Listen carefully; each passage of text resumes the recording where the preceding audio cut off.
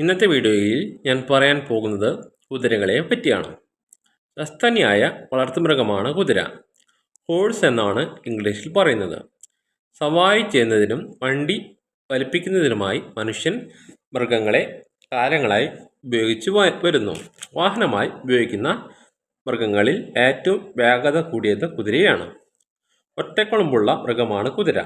കുതിരകളെ പന്തയങ്ങൾക്കും ഉപയോഗിക്കാറുണ്ട്. ഇവയുടെ ജന്മദേശം മധ്യ ഏഷ്യയാണ്. കുതിരകൾ പ്രായപൂർത്തി ആവുന്നത് 3 വയസ്സ് മുതൽ 5 വയസ്സ് ആകുമ്പോഴാണ്. ഇവയുടെ ഗർഭകാലം 11 മാസമാണ്. ചരിത്രാതീത കാലം മുതലേ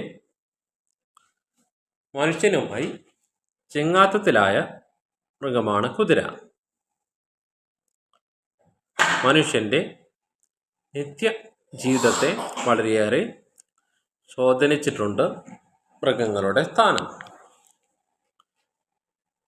യന്ത്രവൽക്കരണത്തോടെ കുതിരയുടെ പ്രാധാന്യം കുറഞ്ഞെങ്കിലും ഇന്നും അഭിമാനത്തിൻ്റെ അടയാളമാണ് കുതിര.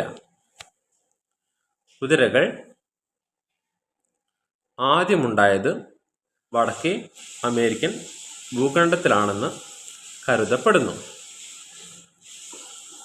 കുതിരയുടെ ചരിത്രത്തെ ജന്തുശാസ്ത്രജ്ഞന്മാർ പ്രധാനമായും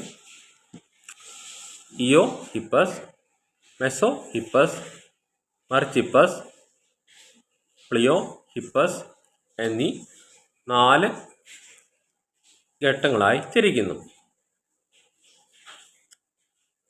സസ്തനികളുടെ വിഭാഗത്തിൽ പെടുന്ന സസ്യഭുക്കാണ് കുതിര. ഇക്വിഡേ കുടുംബത്തിലാണ് കുതിര ഉൾപ്പെടുന്നത്. ഇക്യൂസ് കബാലസ് എന്നാണ് കുതിരയുടെ ശാസ്ത്രനാമം.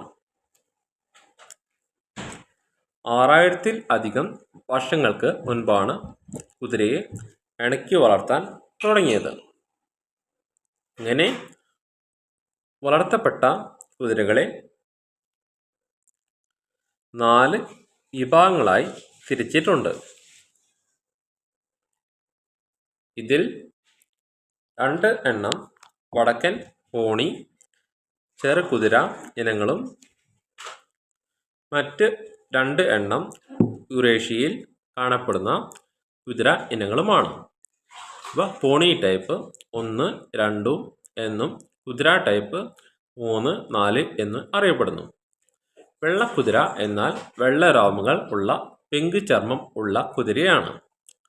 ചാരചർമ്മവും വെള്ള രോമവും ഉള്ള കുതിരകളെ ഇതിൽ ഉൾപ്പെടുത്തില്ല. ഇന്നത്തെ വീഡിയോ ഇവിടെ നിർത്തുന്നു.